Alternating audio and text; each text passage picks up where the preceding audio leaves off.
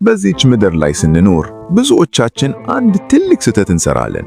በሰዎች ፊት ለመከበርና ሞገስን ለማግኘት ስንል ሌላ ሰው ለመሆን እንሞክራለን። በገንዘባችን፣ በእውቀታችን ወይም በልብሳችን ሰዎችን ለማስደንገጥ እንጥራለን። ነገር ግን እውነቱ ይህ ነው። በሰዎች ፊት የምታገኘው እውነተኛ ክብርና ሞገስ ከውጭ ወደ ውስጥ የሚመጣ ሳይሆን ከውስጥህ ወደ ውጭ የሚፈስ ጸጋ ነው። ብዙዎች ክብርን ለማግኘት ይሮጣሉ፣ ክብሩ ግን ይሸሻቸዋል። ለምን መሰላችሁ? ክብርን የፈለገ ሰው ክብርን አያገኝም። ክብርን የሚሸክም ማንነት የገነባ ሰው ግን ክብር ራሱ ፈልጎት ይመጣል። ዛሬ በዚህ ቪዲዮ በሰዎች ፊት እንደ ፀሐይ እንድታበሩና እንደ ማር እንድጣፍጡ የሚያደርጉ 5 ድንቅ መንፈሳዊና ስነ ልቦናዊ ምስጢራትን አብረን እንመለከታለን። ይህ ጠቃሚ መልእክት ለብዙዎች ይደርስ ዘንድ ቪዲዮውን ላይክ በማድረግ እንድትጀምሩት በአምላካዊ ፍቅር እንጋብዛለን። አንደኛው ጥበብ የትህትና ኃይልና የውስጥ ሰላም። በክርስትና ሕይወት ሞገስ የሚጀመረው ከትህትና ነው። ቅዱሳን አባቶቻችን ትህትና የጸጋዎች ሁሉ እናት ናት ይሉናል። በስነ ልቦናው ዓለም ደግሞ ኦቴንቲክ ሂዩሚሊቲ ወይም እውነተኛ ትህትና ሰዎችን የመሳብ ከፍተኛ ኃይል አለው ይላል። ትህትና ማለት ራስን ማዋረድ ወይም የበታችነት ስሜት አይደለም። ይልቁንም ራስን በትክክል ማወቅ ነው። አንድ ሰው እንዲህ ሆኖ ነበር። በሥራው እጅግ ስኬታማ፣ በእውቀቱ የመጠቀና በሀብቱ የታወቀ ሰው ነበር። ነገር ግን በሄደበት ቦታ ሁሉ ሰዎች አይወዱትም ነበር። በታላላቅ ስብሰባዎች ላይ ንግግር ሲያደርግ ሰዎች በጭብጨባ ይሸኙታል እንጂ በልባቸው አይቀበሉትም ነበር። ምክንያቱም ንግግሩ ሁሉ እኔ በሚል ትዕቢት የተሞላ ነበር። አንድ ቀን ግን ከአንድ መንፈሳዊ አባት ጋር ተገናኘ። አባቱም እንዲህ አሉት፣ ልጄ ሆይ ሰዎች እንዲያከብሩህ ከፈለክ ከፍ ለማለት አትሞክር። ምክንያቱም ከፍ ያለ ነገር ሁሉ በክፉ ሰዎች ዓይን ይወጋል። ዝቅ በል፣ ሸለቆ ሁን። የዝናብ ውሃ ሁልጊዜ የሚከማቸው በሸለቆዎች ላይ እንጂ በተራራ ጫፍ ላይ አይደለም። ይህ ሰው ከዚያን ቀን ጀምሮ አመለካከቱን ቀየረ። የሰዎችን ሐሳብ ማድመጥ፣ ሌሎችን ማስቀደምና ራሱን ዝቅ ማድረግ ጀመረ። የሚገርመው ነገር ራሱን ዝቅ ሲያደርግ ሰዎች በክብር ከፍ አደረጉት። ትህትና በሰዎች ዘንድ የምትወደድበት ትልቁ ምስጢር ነው። ሰው በትዕቢተኛ ፊት ይሰበራል፣ በትሑት ፊት ግን ይከበራል። ስታወራ፣ ለሌሎች ቦታ ስትሰጥ፣ ስህተትን ስታምን እና የሌሎችን ስኬት ስታደንቅ በሰዎች ልብ ውስጥ የማትጠፋ የክብር ዙፋን ትገነባለህ። ሁለተኛው ጥበብ የአንደበት ጨውና የዝምታ ውበት። ቃልህን ከመናገርህ በፊት አንተ የቃሉ ጌታ ነህ። ከተናገርከው በኋላ ግን ቃሉ ነው ያንተ ጌታ የሚሆነው ይላሉ ሊቃውንቱ። በስነ ልቦና ጥናት ብዙ የሚያወራ ሰው በሰዎች ዘንድ ያለው ግምት እየቀነሰ ይሄዳል ይላል።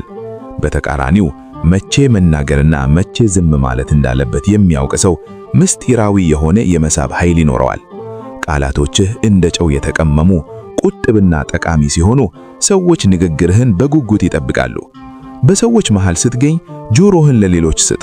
ሰዎችን ስታዳምጥ ክብር እሰጣቸዋለሁ እያልካቸው ነው። ሰው ደግሞ ክብር ለሰጠው ሰው ክብሩን ይለግሳል። በክፉ ቃላት ፋንታ የምርቃትና የማበረታቻ ቃላትን ተጠቀም። የሰውን ድክመት የምታጋልጥ ሳይሆን የምትሸፍን አንደበት ካለህ በሰዎች ፊት እንደ ቅዱስ ትታያለህ። ሦስተኛው ጥበብ መንፈሳዊ ግርማና የልብ ንጽሕና። በክርስትና ትምህርታችን ሞገስ የእግዚአብሔር ስጦታ ነው። እግዚአብሔርም ለዮሴፍ ሞገስን ሰጠው የሚለው መጽሐፍ። ይህ ሞገስ የሚመጣው ደግሞ ከልብ ንጽሕና ነው። በስነ ልቦና ቋንቋ ኢንተርናል ኮንግሩዌንስ ይኑጣል። ማለቱም በውስጥህ የምታስበውና በውጭ የምታደርገው አንድ ሲሆን ማለት ነው። በውስጥህ ጥላቻ፣ ቅናትና ተንኮል ተሸክመህ በውጭው ግን ፈገግ ለማለት ብትሞክር ሰዎች መንፈስህን፣ ኤነርጂህን ያውቁታል። ሰው የሚማረከው በውጫዊ አቀራረብህ ብቻ ሳይሆን ከውስጥህ የሚወጣው መንፈሳዊ ጨረር ጭምር ነው። ስትጸልይ፣ ልብህን በንስሐ ስታጥብ እና ለሰዎች በጎ ስታስብ ፊትህ ላይ የማይታይ ብርሃን ይፈጠራል።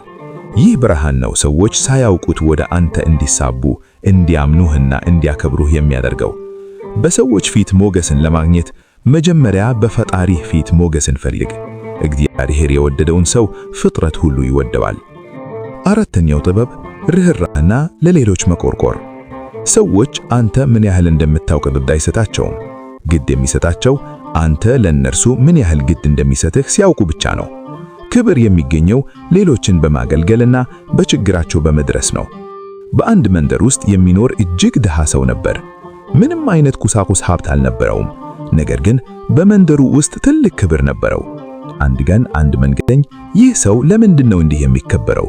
ሀብታም አይደለም፣ ባለስልጣንም አይደለም ብሎ ጠየቀ። የመንደሩ ሰዎችም እንዲህ አሉት፣ ይህ ሰው ማንም ሰው ሲታመም ቀድሞ የሚደርስ፣ ያዘነን የሚያጽናና፣ ለተራበ ካለው ላይ እንጀራውን የሚቆርስ ሰው ነው። እሱ እኛን ስለሚወደን እኛም ደግሞ እናከብረዋለን አሉት። ይህ ነው ትልቁ ምስጢር። ለሰዎች ያለህ ርህራሄና ቅንነት በሰው ልብ ውስጥ ትልቅ ዋጋ ይሰጣል። ሰዎች በዙሪያ ሲሆኑ ሰላም እንዲሰማቸው አድርግ። ሰዎችን ዝም ብለህ አትተች፣ አታሳንስ፣ አታሾፍባቸው። ይልቁንም ድማቸውን ደገፋቸው። ያኔ አንተ ሳትጠይቅ እነርሱ ክብራቸውን አምጥተው እግር ስር ያኖሩታል። አምስተኛው ጥበብ ራስን መግዛትና ስርዓት ዲሲፕሊን። ክብር የሚመጣው ከስርዓት ነው። ራሱን የማይገዛ ሰው በሰዎች ፊት ክብሩ ይወድቃል። በምግብ፣ በንግግር፣ በባህሪና በኑሮ ዘይቤህ ስርዓት ሲኖርህ ሰዎች እንደ ቁም ነገረኛ ሰው ያዩሃል። የኦርቶዶክስ ተዋህዶ ሕይወት የስርዓት ሕይወት ነው። ጾሙ፣ ጸሎቱና ስግደቱ ራስን የመግዛት ልምምድ ናቸው። አንድ ሰው በስሜቱ የማይነዳ፣ ለቃሉ ታማኝ የሆነ፣ በአቋሙ የሚጸናና ራሱን የሚጠብቅ ከሆነ በተፈጥሮ ግርማ ሞገስ ይኖረዋል። በስነ ልቦናዊ እይታ ሰዎች ሃይ ቫልዩ ወይም ከፍተኛ ዋጋ ያለውን ሰው የሚያውቁት በባህሪው ጥንካሬ ነው። በትንሽ ነገር የማትደነገጥ፣ በሰው ሀብትና ዝና የማትሸበት ስትሆን ሰዎች ይህ ሰው ልዩ ነው ብለው ምስክርነት ይሰጡሃል። ተወዳጆች፣ በሰዎች ፊት ሞገስንና ክብርን ማግኘት የጥበብ ውጤት ነው። ይህ ጥበብ ደግሞ የሚጀመረው ከፈጣሪህ ጋር ካለህ ግንኙነትና ከራስህ ካለህ ክብር ነው። ትሁት ሁን፣ አንደበትህን ግዛ፣ ሰዎች ያዳምጡሃል። ልብህን አጭዳ፣ ፊትህ ያበራል። ሰዎችን ውደድ፣ ሰዎች ያከብሩሃል። ራስህን ግዛ፣ ግርማ ሞገስ ይኖርሃል። አስታውሱ፣ እውነተኛ ክብር የሚገኘው ሰዎችን ማስደሰት ሳይሆን እግዚአብሔርን ደስ የሚያሰኝ ማንነት በመገንባት ነው። ያኔ ሰዎች ብቻ ሳይሆን መላእክትም ይወዱሃል። ይህ ትምህርት ለሕይወታችሁ ለውጥ እንዲያመጣ በሰዎች ዘንድ የተወደዳችሁና የተከበራችሁ እንድትሆኑ ከልብ እንመኛለን። ይህ ቪዲዮ ለሌሎችም በረከት እንዲሆን ለወዳጅ ዘመድ አጋሩት። አምላካችን እግዚአብሔር ሆይ እንደ ቸርነትህ ብዛት ማረን። የትዕቢትን መንፈስ ከእኛ አርቀህ የትሕትናን ጸጋ አጎናጽፈን። አንደበታችንን በቁም ነገር፣ ልባችንን በንስሐ፣ ሕይወታችንን በሥርዓት አቅናለን። ለዮሴፍ የሰጠኸውን ሞገስ፣ ለዳዊት የሰጠኸውን የልብ ንጽሕና ለእኛ ለባሮችህ ስጠን።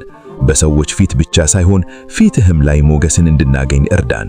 ምስጋና ይሁን አንድ አምላክ ለሚሆን ለአብ ለወልድ ለመንፈስ ቅዱስ ዛሬም ዘወትርም ለዘላለሙም አሜን።